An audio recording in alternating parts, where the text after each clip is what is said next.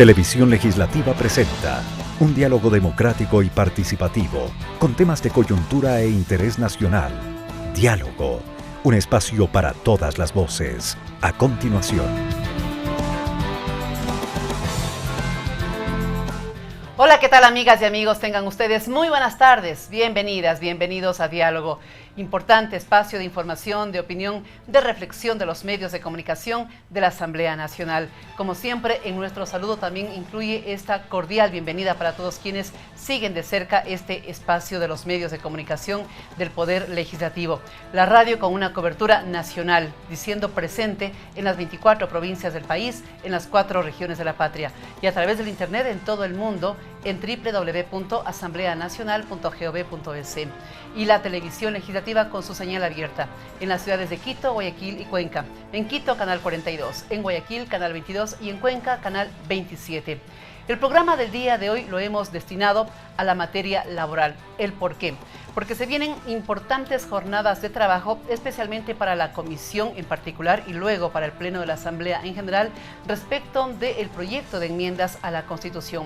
Han transcurrido ya los meses y se aproxima el año que tiene que pasar para que vaya una enmienda a la Constitución de acuerdo al procedimiento que determina no solamente la Carta del Estado, sino el propio procedimiento parlamentario. Y la materia laboral ha sido una de las que más atención ha concentrado de las 16 enmiendas a la Carta de la Política del Estado. No es Carta Política, es Carta del Estado. Por eso hoy hemos invitado a dos especialistas en la materia. En primer término, a Jaime Arciniega. Él es representante del Parlamento Laboral Ecuatoriano. Y luego estaremos hablando con la vicepresidenta de la Central Unitaria de Trabajadoras y Trabajadores CUT, la señora Liliana Durán. Vamos a recibir a Jaime Arciniega primeramente y luego también les anticipo que estaremos compartiendo con ustedes un trabajo periodístico elaborado por nuestro compañero Byron Pérez. Pero primeramente, Jaime, gracias por aceptar esta invitación y gracias por estar aquí. No, Nancy, por el contrario, más bien agradecerle la gentileza de la invitación. Este espacio nos permite entonces hacer opinión respecto de los temas de trascendencia a lo que hacía referencia respecto de las enmiendas. Así que muchas gracias por la invitación. Gracias también. Vamos con este reportaje de nuestro compañero Byron Pérez, este trabajo que nos va a poner en contexto la materia que la vamos a desarrollar en estos 60 minutos.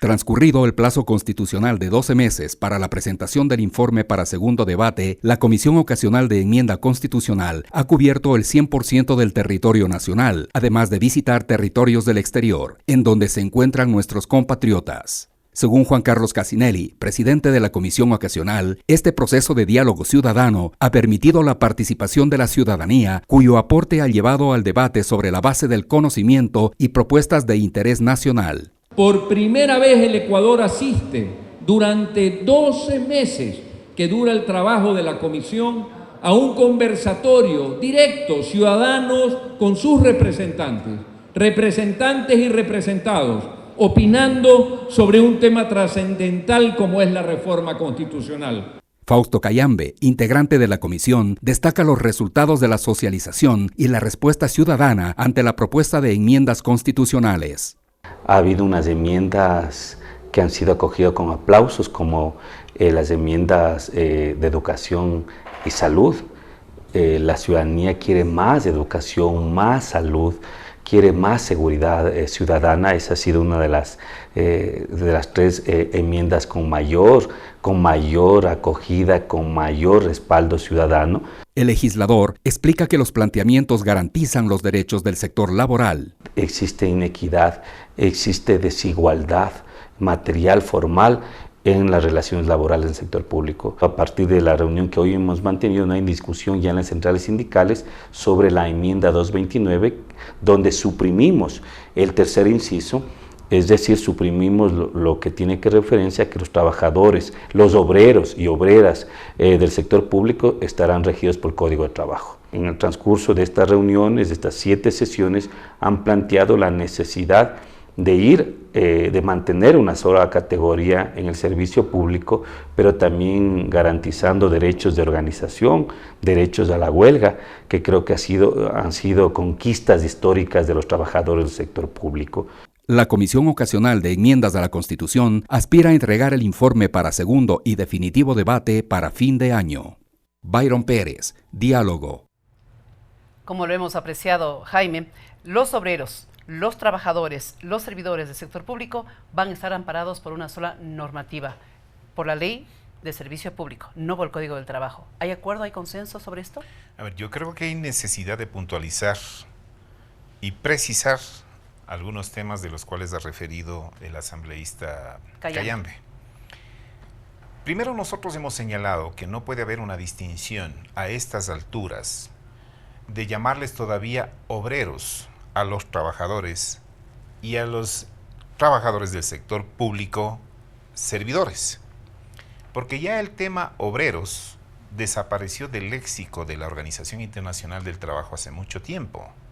Porque obreros se conceptualizaba aquel trabajador que laboraba por obra y al terminar la obra entonces recibía su remuneración. En los actuales momentos ya el tema obrero no existe, existe un solo término en el mundo que se llama trabajador y por lo tanto hay el trabajador del sector público o del servicio público y el trabajador del sector privado. Una puntualización. Claro que ¿El sí. término obreros está en nuestra legislación, tal vez en el código, en alguna ley? Está lamentablemente en la Constitución de la República. Ya. Nosotros cuando empezaron las discusiones y los debates y los aportes en la Asamblea Constituyente, personalmente referí en las comisiones que debería conceptualizarse en el término único, trabajador, a todos aquellos que realizamos las distintas actividades y en los distintos sectores, porque todos somos trabajadores. Ya. Yo pregunto, ¿el presidente de la República acaso no trabaja?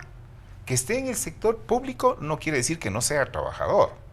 Lo que hay que diferenciar es que nuestra legislación, por ejemplo, no establece la diferencia entre los servidores que tienen potestad para decidir por el Estado. Quiero decir, ministros, subsecretarios, directores, asesores, consultores, todos ellos deben estar fuera del amparo de la contratación colectiva porque tienen poder decisorio. Pero los que ahora les llaman servidores, que anteriormente eran empleados, siendo trabajadores deben tener los derechos que establece el Código del Trabajo, que particularmente hace referencia a la libertad de asociación, al derecho de negociación colectiva y por supuesto de huelga. La Organización Internacional del Trabajo tiene 8 convenios de los que los llaman convenios fundamentales. De esos nosotros hemos resaltado como suprafundamentales los de organización y negociación colectiva. Lo que le escucho al asambleísta Cayambe es que dice, bueno, hay un acuerdo de eliminar el tercer inciso del artículo 229 del Código de la Constitución. De la Constitución, así es. En el hecho de que dice que los obreros estarán regidos por el Código del Trabajo.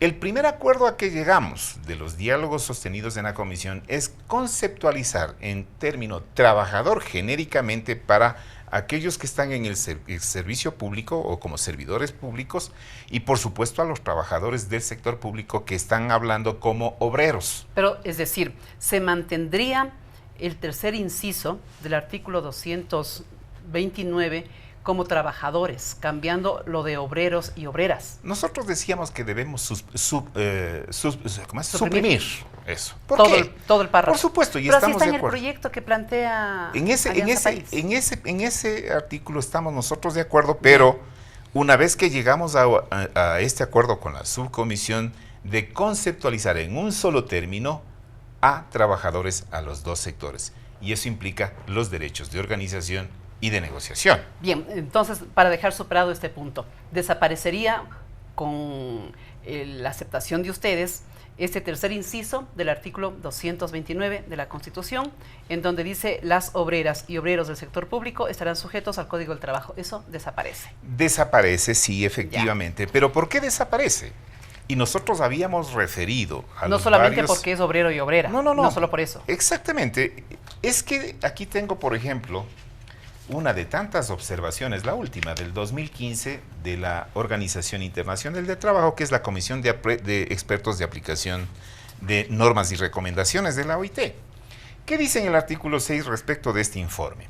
En sus comentarios anteriores, dice, la comisión tomó nota de que en virtud de la LOEP, la de empresas públicas, la LOCEP y la LOES, y además la LOEI también, la LOEI de la educación, la lista de servidores públicos excluidos del derecho de negociar colectiva va más allá de lo establecido en el artículo 6 del convenio de la OIT, que indica que se excluirán del ámbito de aplicación del convenio los funcionarios públicos en la administración del Estado.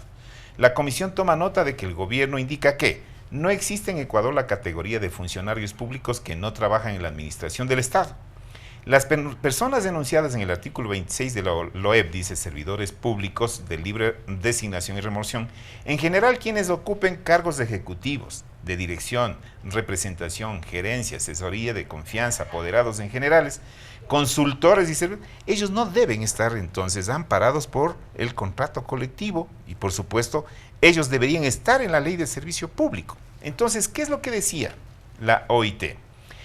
A este respecto, la comisión recuerda que para dar aplicación al artículo 6 del convenio, es conveniente establecer una distinción entre, por un lado, los funcionarios que cumplen actividades propias de la administración del Estado, en el ejemplo de los países son los funcionarios, ministros y demás, contemplados organismos gubernamentales comparables, así como sus auxiliares, quienes pueden quedar excluidos del ámbito de aplicación del convenio. Y por otro lado, todas las personas empleadas por el gobierno, empresas públicas o instituciones públicas, autónomas, quienes deberán gozar de las previstas en el convenio, de las garantías previstas en el convenio. ¿Y qué dice en la nota? En estas condiciones, la comisión pide de nuevo al gobierno que tome las medidas necesarias para asegurar que todas las categorías de funcionarios públicos que no trabajan en la administración del Estado disfruten del derecho de negociación colectiva. Ya. Dice, entonces, conceptualizado así. ¿Se refiere a esa comisión que vino a visitar los últimos meses el país? Delegados por la OIT. Sí, verá, esta comisión de expertos en aplicación de normas están en Ginebra, no son funcionarios de la OIT, son ex magistrados de las cortes más relevantes del mundo, que la OIT les reúna para que como un organismo que no tiene nada que ver con el gobierno, ni con los trabajadores, ni con los empleadores, porque entiéndase que la OIT es un organismo de carácter tripartito, sino que específicamente en función de lo que establecen los convenios, verifican qué estados cumplen y qué estados no cumplen. En este caso particular, el Estado ecuatoriano no cumple y emiten esa información. Esta es la comisión de expertos que está en Ginebra. Y la otra, la que hacía referencia, esa fue una comisión de alto nivel que vino del Comité de Libertad Sindical, que todos los años hacen la revisión respecto del cumplimiento de los convenios en la conferencia que se da en el mes de junio. Entonces, visto así, para nosotros, conceptualizados trabajadores, como en término genérico, todos deberían tener negociación colectiva. Entonces, desde ese aspecto, el derecho de organización, el de negociación y el de huelga, pues obviamente no cabría con este tercer inciso del artículo 229, que ya en la práctica efectivamente hay un acuerdo, pero no se puede disgregar estos tres derechos fundamentales. Muy bien, pasamos al otro artículo que tiene que ver con este proyecto de enmiendas a la Constitución y que se relaciona con la materia laboral, es el 326. Respecto de ese artículo, ¿qué es lo que ha avanzado la conversación de ustedes, los trabajadores, con la comisión y cómo podría quedar para que conste en ese proyecto? Mire, nosotros habíamos pedido una reunión con el señor presidente de la República porque al parecer algunos asambleístas no tienen el conocimiento cabal de lo que implica el cumplimiento de las obligaciones que tiene como Estado frente a las normas o a los convenios internacionales. ¿Y qué es lo que hemos dicho entonces? Si por un lado suprimimos lo de obreros para conceptualizar al trabajador, pero tiene que garantizarse el derecho de organización por el convenio 87, tiene que garantizarse la negociación colectiva por el convenio 98, y aquí hay un adicional, que en la subcomisión, en los diálogos y los acuerdos a que llegamos, nos llevó a solicitar en conjunto, firmado por el señor presidente de la subcomisión, el asambleísta Fausto Cayambe, los miembros del Parlamento Laboral y la CUT, Y adicionalmente lo suscribió también la señora presidenta de la Asamblea, la señora Gabriela Rivadeneira, solicitándole al presidente de la República que en función de los informes que emiten estas comisiones, se ratifique estos convenios, el 151 y el 154, que son complementarios a los 287 y 98, que en definitiva obligan a que el Estado ecuatoriano asuma la obligación de negociar el contrato colectivo por sus servidores públicos, obviamente del gobierno central, cuanto también del gobierno seccional. Ajá. Porque estos derechos, como dije, son derechos fundamentales que la OIT ha establecido y acogiendo también además lo que establece la Declaración Universal de los Derechos Humanos, que el trabajo se debe regir por el derecho social, porque somos personas.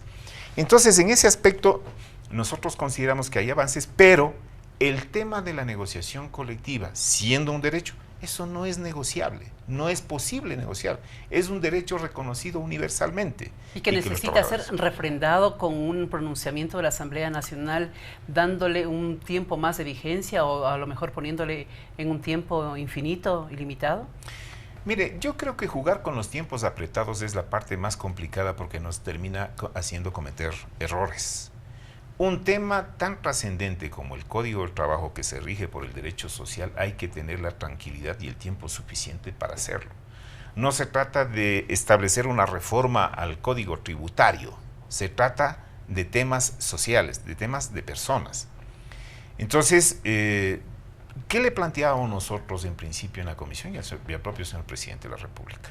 Si tenemos un Código del Trabajo que, aunque sea viejo, no deja de tener vigencia por su concepto social al que hemos hecho referencia.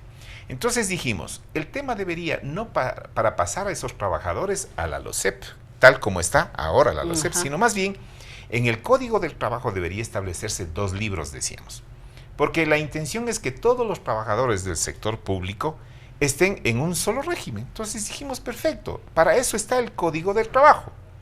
Un libro para el sector público y otro libro para el sector privado. Si quieren tenerlos a todos juntos, debería ser ahí.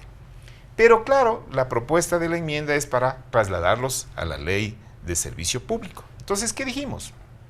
Bueno, no interesa en qué ley, lo que interesa son los derechos. Si estos trabajadores que estando en el código pasan a la ley, pero deberían trasladarlo o migrar, ¿no es cierto?, todos los principios y derechos fundamentales que establece el Código del Trabajo. Entonces, las instituciones del Código del Trabajo hay que pasarlas a la LOCEP, porque si no estaríamos violando los convenios internacionales y sería, digo yo, de mal presagio para el país que siendo suscriptor no lo cumpla. Entonces, es decir, que el texto del artículo tal como está en el proyecto va a tener que cambiar. Tiene que cambiar de acuerdo al punto de vista de ustedes, porque si va como está hasta el momento, no se acogería lo que ustedes han conversado en la comisión y en la subcomisión de asuntos laborales de esta Comisión Ocasional de Enmiendas. Es que hay una preocupación, y cuando yo refería que algunos señores y señoras asambleístas, o sea, al parecer todavía no comprenden la dimensión del tema y de las obligaciones que tenemos internacionalmente, y algunas autoridades, como el ministro de Trabajo ha señalado, es que no existe, dice, conflicto entre el capital y el recurso humano en este caso, ¿no? O capital trabajo, como dicen. A ver, por Dios, es que el Ecuador tiene 16 millones y como no hay conflicto entre capital y trabajo, entonces sí pueden violar los derechos de los trabajadores del sector público. Eso no es posible. Quien tiene que dar ejemplo de cumplimiento es, por supuesto, las autoridades gubernamentales, y no pueden entonces transgredirse estos convenios internacionales, y por eso es que hemos referido el Parlamento Laboral, estamos próximos a reunirnos para resolver si definitivamente continuamos en el diálogo. Podemos continuar en el diálogo en tanto no implique la eliminación de derechos. Y como alguien dijo, y está en la Constitución, toda reforma tiene que ser en virtud de la progresividad de los derechos y no la regresividad de los derechos. Ahora están diciendo, a ver, los trabajadores que actualmente, o los obreros que actualmente están en el Código del Trabajo, van a pasar a la Ley Orgánica de Servicio Público, pasan con sus derechos. Mañana o pasado puede interpretarse, es que tiene el derecho a la antigüedad, el derecho al subsidio familiar y todo lo demás, ¿no es cierto? Lo que les preocupa es lo de la asociación. Pero si no reforman o no trasladan o no migran, como decimos, del Código del Trabajo, los derechos individuales y colectivos, pues esos trabajadores no van a negociar el contrato colectivo. Entonces tenemos que estar muy claros y muy precisos de lo que queremos hacer. Si la pretensión del gobierno o de la comisión es desconocer el derecho de negociación colectiva, se terminará el diálogo. Nosotros hemos dado muestras y, como bien dijo el presidente de la República, habrá que dialogar con personas de buena fe y nosotros hemos actuado de buena fe. Nos invitó el señor presidente, la señora presidenta de la Asamblea, hemos estado en las comisiones, los hemos explicado, los hemos dado lectura a toda la argumentación jurídica y por supuesto social también, pero sí, como el día de hoy lo escuché, y con mayor de los respetos, por cierto, lo vi en el periódico, a la señora vicepresidenta de la Comisión de Enmiendas, donde dice que los trabajadores del sector público no tienen derecho a la negociación colectiva, manteniendo de que no existe conflicto entre capital y trabajo.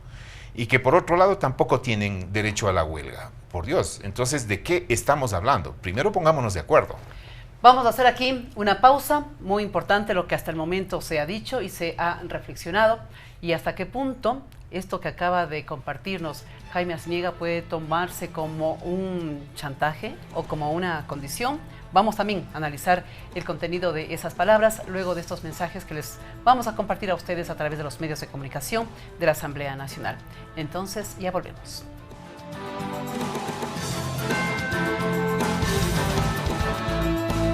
Este diálogo no termina. Luego de estos mensajes, continuaremos con los temas que interesan a la sociedad.